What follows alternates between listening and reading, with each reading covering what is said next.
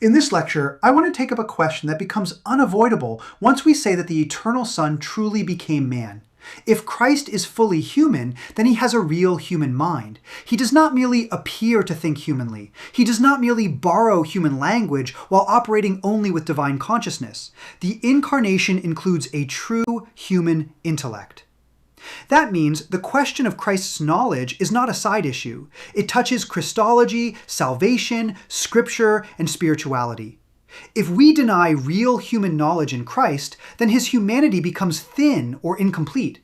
But if we imagine that his human mind is simply ordinary in the way ours is ordinary, marked by the ignorance and disorder of fallen humanity, we also go wrong. Aquinas is trying to steer between those mistakes.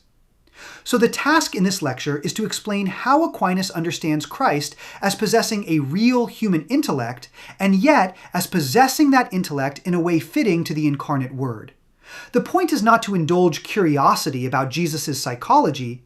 The point is to see how the Church can confess both full humanity and full divinity without confusion or reduction. This matters because a real human life includes real human knowing. A body without a human rational soul would not be full humanity, and a rational soul without a real human intellect would still be defective. So if the Son assumes our nature, he assumes a human way of knowing. At the same time, this is also a question about salvation. The old patristic principle still matters here. What is not assumed is not healed. If Christ does not assume a real human mind, then the redemption of the human intellect becomes hard to explain. How is human knowing healed, elevated, and brought into obedient truth if the Savior does not redeem it from within? This is also where hard biblical texts press on us. Luke says Jesus advanced in wisdom. Mark records the saying about the day and hour. The Gospels also show Jesus reading hearts and speaking with astonishing authority. Aquinas wants a way of holding those things together in one Christ.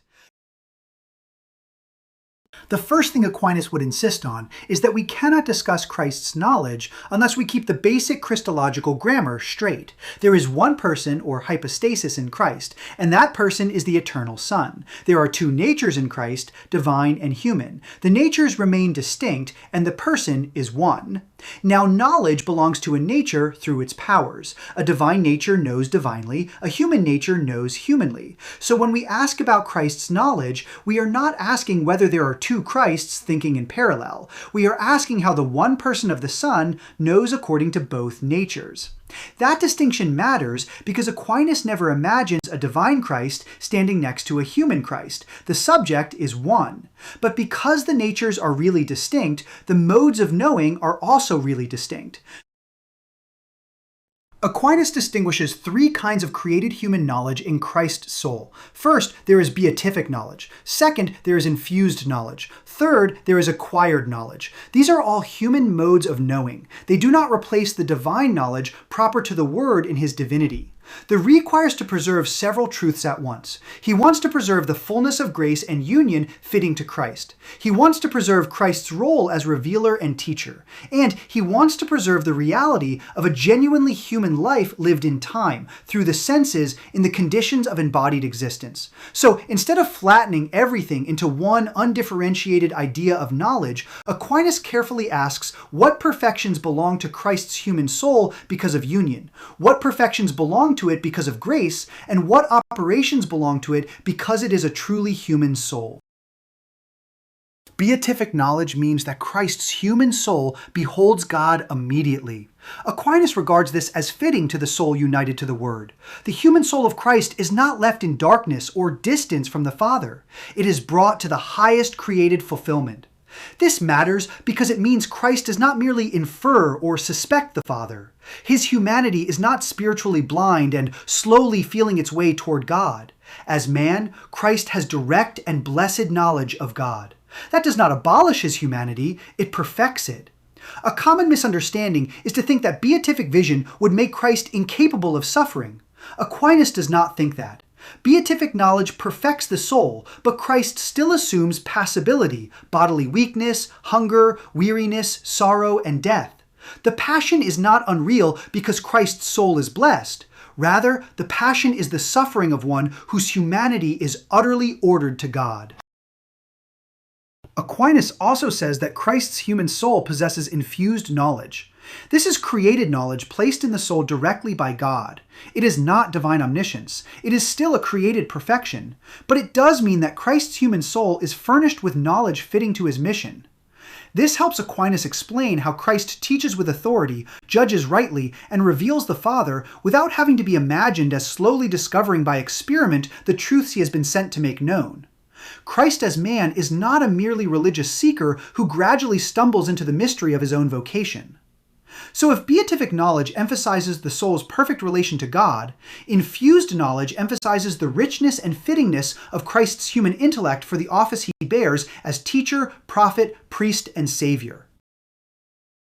Aquinas does not stop with beatific and infused knowledge. He also insists on acquired knowledge. Christ truly knows through the senses. He forms concepts, speaks language, remembers, reasons through human signs, and lives a historical life. This is what protects the reality of Christ's embodied humanity. This is also the context in which texts like Luke 2:52 make sense.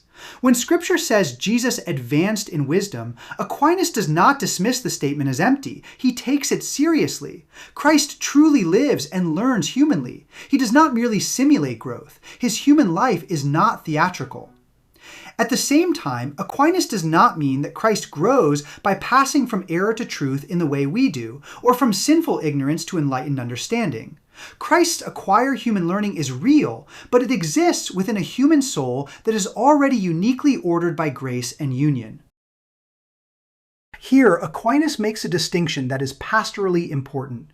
Human knowledge is finite because it is created. It is not infinite. It is not identical with the divine essence. It knows in a human mode. But finite is not the same as defective. Our ordinary experience tempts us to collapse those two ideas, because our human knowing is in fact wounded. We are ignorant, forgetful, confused, self-deceived, and prone to error. But those are defects of fallen humanity, not mere features of humanity as such. Aquinas denies those defects in Christ.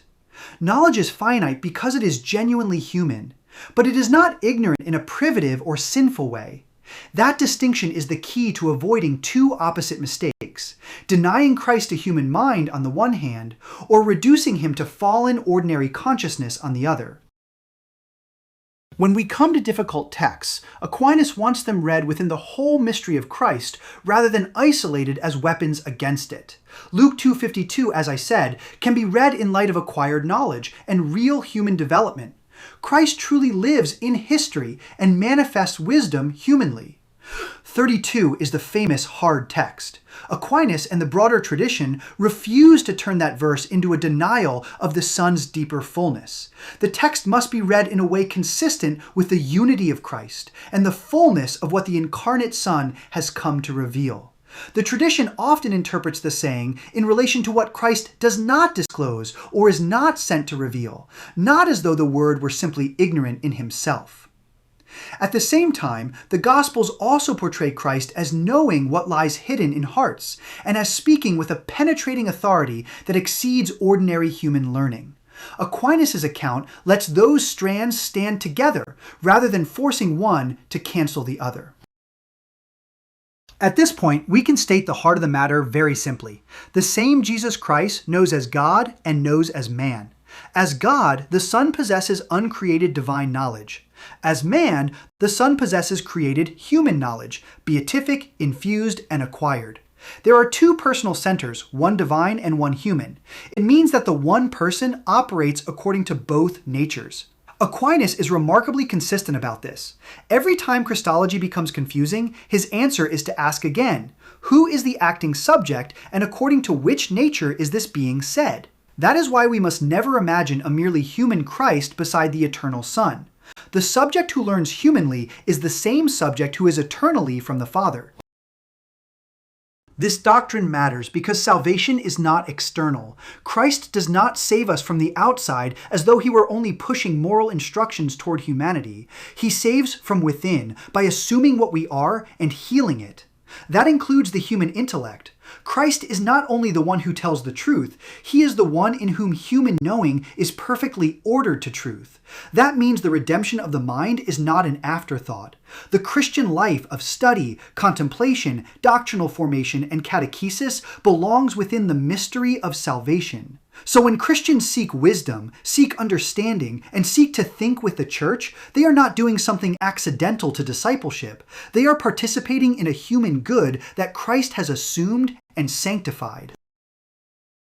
Pastorally, this means we do not honor Christ by pretending his humanity was mentally empty. But we also do not honor him by reducing him to a merely limited religious genius. Aquinas gives us a grammar in which contemplation, teaching, obedience, and human development all belong together. That has consequences for how we form Christians.